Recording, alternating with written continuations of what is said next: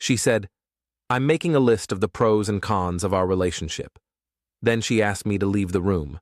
I said, "Take your time." Then I made my own list. It had only one word. The note she found after finishing her list: "I'm Alex, 34, and I've been with Jenna for 4 years. We moved in together after 18 months, got a dog together after 2 years, and everyone always said we were the couple. You know the type. Finishing each other's sentences, couples' Halloween costumes, the works. My mom loved her. Her dad loved me. We had the whole future mapped out. Until 3 weeks ago when she sat me down at our kitchen table with her laptop open and a notepad in front of her. "I've been thinking," she said, not making eye contact. "I need to figure out if this is really working." I looked at the notepad. She'd drawn a line down the middle. Pros on the left, cons on the right.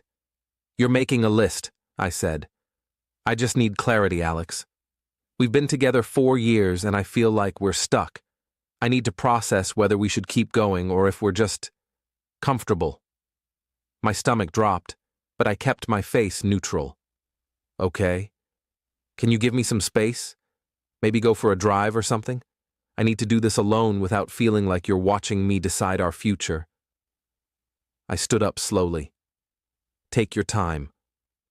I walked to our bedroom, grabbed my phone, and sat on the edge of the bed. I could hear her in the kitchen, pen scratching on paper. Each stroke felt like a judgment. I opened my notes app and typed one word: leave. Then I printed it out on our printer in the bedroom, folded it, and left it on the coffee table in the living room before I actually did leave the apartment. I drove to my buddy Marcus's place across town. It was 7:30 p.m. on a Thursday. Traffic was light. I kept my hand steady on the wheel, but my mind was racing. 4 years. 4 years, and she needed a pros and cons list like she was buying a car. Marcus took one look at my face and handed me a beer without a word. We sat on his balcony overlooking the parking lot. "She's making a list," I told him. "Pros and cons of our relationship." "Jesus Christ. Yeah. What are you gonna do?" I shrugged and took a long drink. I left her a note. "What did it say?" "You'll find out." Marcus didn't push. We sat there for 2 hours, mostly in silence. He told me about his day at work, some story about his boss being an idiot. Normal stuff. I barely heard half of it. Around 9:30, I checked my phone. No texts, no calls. "I should head back," I said. "You sure?" "Yeah. Might as well face it." When I got back to the apartment, the lights were dim. Jenna was sitting on the couch, my note crumpled in her hand, her eyes red and puffy. Her list was still on the kitchen table. I could see the columns from where I stood. "What the hell is this?" she said, voice shaking. She held up my crumpled note. "My list," I said calmly. I closed the door behind me and set my keys on the counter. "This isn't funny, Alex." "I'm not laughing." I sat down in the chair across from her. Not the couch. I wanted distance. "You asked me to leave while you decided if I was worth keeping." That told me everything I needed to know. I was trying to be rational about this. "We have problems. Then talk to me about them. Like a partner. Don't sit me down like a performance review and tell me to fuck off while you calculate my value." She stared at me, tears streaming down her face. "That's not what I was doing." "That's exactly what you were doing." So I made my decision too. "You're breaking up with me over this?" "You were considering breaking up with me while I waited in timeout like a kid." I kept my voice level, controlled. I wasn't going to yell. "I'm not doing that. I'm not sitting around while you decide if I make the cut." She started crying harder. "Alex, please." I was just confused. I've been stressed with work, and my mom's been calling constantly about her health stuff, and I needed to organize my thoughts. "Did you finish your list?" She hesitated, wiping her nose with her sleeve. "Yes." "What did it say?" "It doesn't matter now. It matters to me." She reached for the notepad on the coffee table, her hands trembling. "More pros than cons. I was going to tell you I wanted to work on things. That we should try couples therapy or take a trip together or something." "How many cons?" "Alex, How many? She looked at the paper. 8.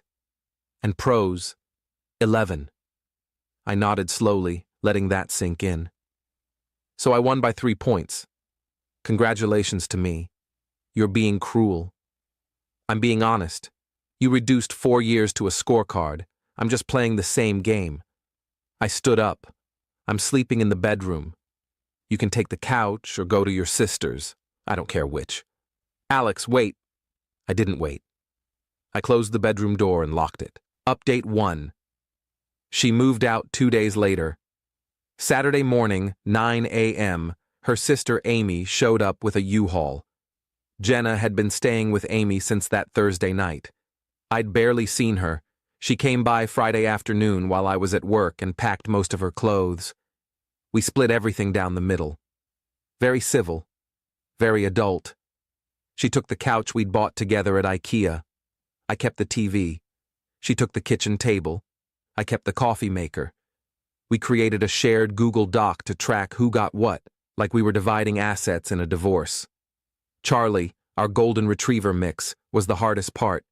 We agreed on alternating weeks. I got him first. I'll text you next Saturday for the switch, she said, not looking at me as she loaded boxes into Amy's car. Fine. Alex, she turned around, eyes wet again. I'm really sorry. I know I messed up. I got scared and I didn't know how to handle it. Okay. That's it? Just okay? What do you want me to say, Jenna? You want me to tell you it's fine? It's not fine, but you're leaving, so it doesn't matter anymore. She nodded and got in the car. Amy gave me an apologetic look before driving away. I closed the door and sat on the floor in my empty living room. Charlie came over and put his head in my lap. Then Marcus called me 5 days later. It was Wednesday evening. I was making dinner, pasta, nothing fancy.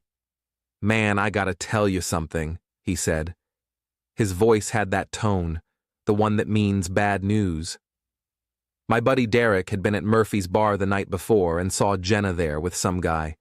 Not just talking, holding hands, kissing at the bar like they were the only 2 people in the world. Derek said the bartender knew them.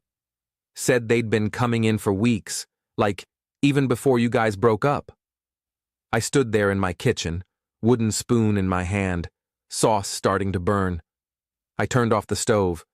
What's his name? Derek didn't catch it, but he got a photo. I'm sending it now. My phone buzzed. I opened the message. There she was, Jenna, laughing at something this tall guy with a beard was saying, his hand on her lower back, possessive, familiar. She was wearing the blue top I'd bought her for her birthday last year.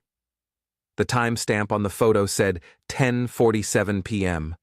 The date was from 2 weeks before she made her goddamn list. I called her immediately. She answered on the 3rd ring. Alex? What? Who's the guy? Silence. I could hear traffic in the background. She was outside somewhere. Jenna, who is he? I don't know what you're talking about. Derek saw you last night at Murphy's. Don't lie to me. I have a photo. More silence, longer this time. Then a shaky breath. His name is Ryan. How long? It's not what you think. How long? 2 months, but we've just been talking, getting coffee. He was helping me figure out my feelings about us, about our future. I laughed. It came out bitter and sharp, surprising even me. So you made your little list while you were already halfway out the door with someone else lined up. It wasn't like that.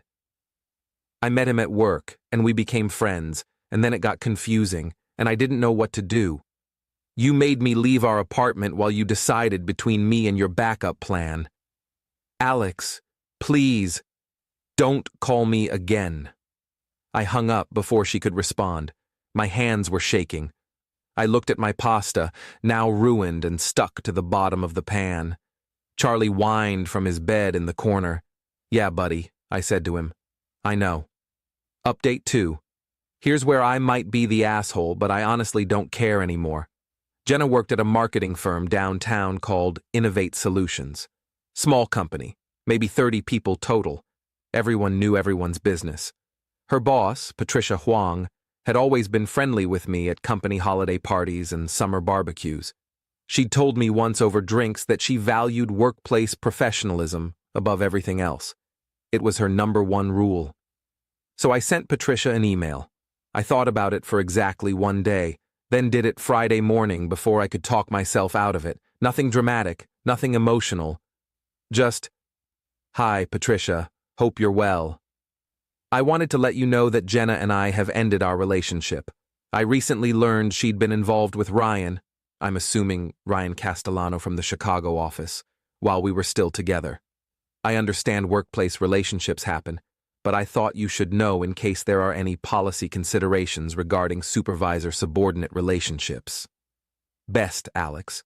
Ryan was her direct supervisor. I'd met him once at a company event 2 years ago. Seemed like a nice enough guy.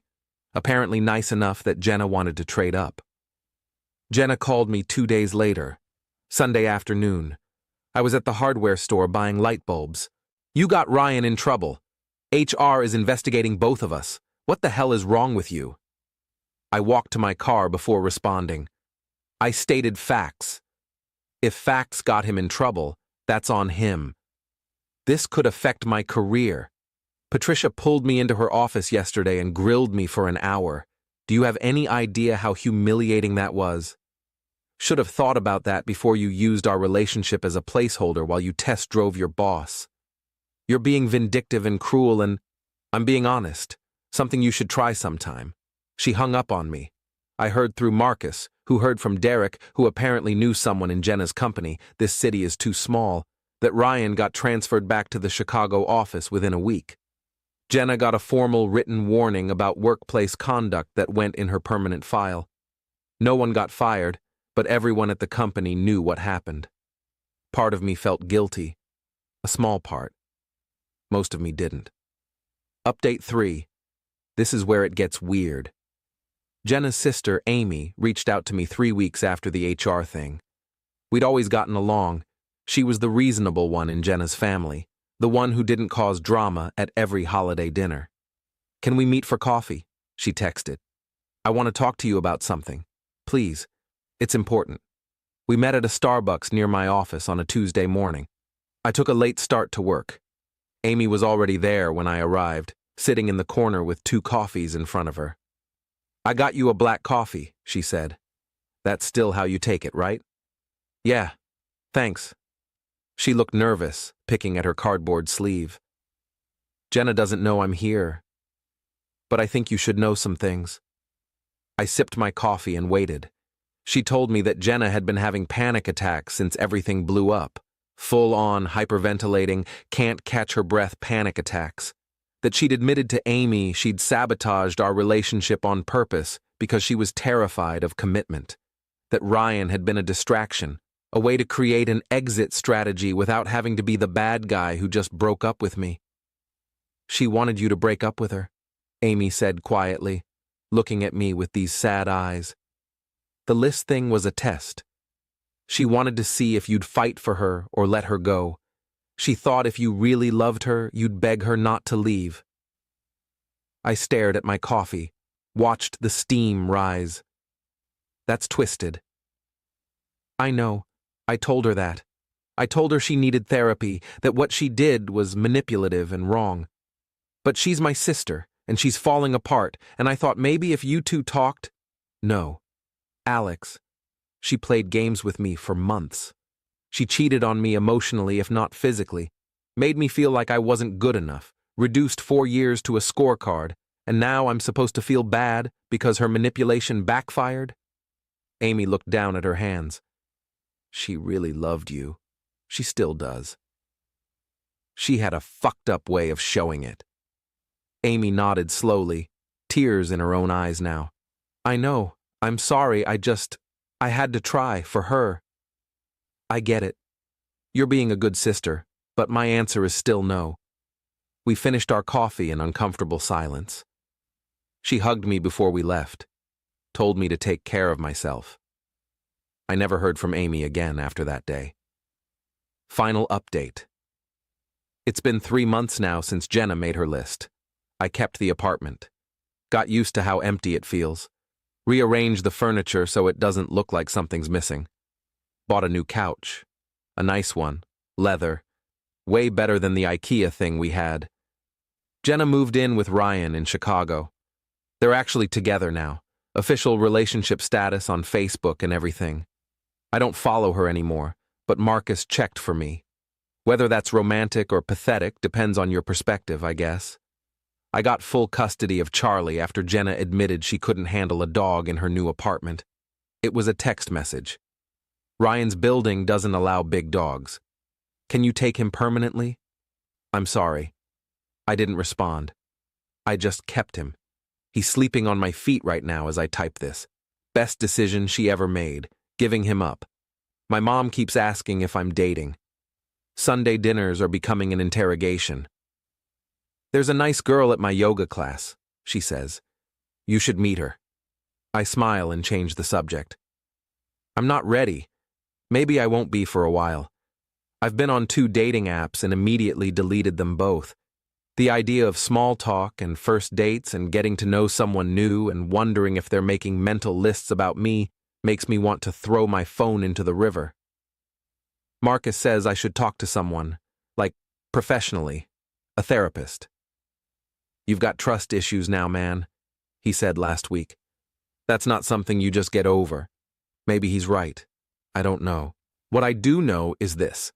I wasted 4 years on someone who saw our relationship as a spreadsheet, who needed to quantify whether I was worth keeping, who used me as a safety net while she explored other options, who tested me instead of talking to me.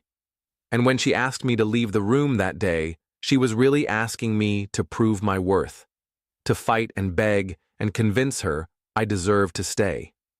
Instead, I walked away. Sometimes I wonder what would have happened if I'd stayed. If I'd watched her write those lists, seen her weigh me against her fears and her side piece and whatever else made the cons column. If I'd fought for her like she apparently wanted. But then Charlie groans in his sleep and shifts his weight on my feet, and I remember that I don't have to wonder anymore. I already made my list. It only needed one word. Edit 1. Yes. I know emailing her boss was petty. No, I don't regret it. Ryan was her supervisor and they hid a relationship that violated company policy. Facts are facts. Edit 2. To everyone DMing me asking if I'd take her back if she apologized, the answer is no. Some things you don't come back from. Trust isn't something you can fix with an apology. Edit 3. Charlie is a golden retriever mix, and yes, he is a very good boy. Best boy, actually. Edit 4. Someone asked what was on her cons list. I looked at it before she took it with her.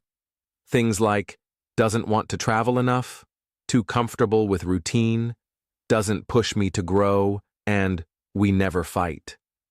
Apparently being stable and peaceful was a problem.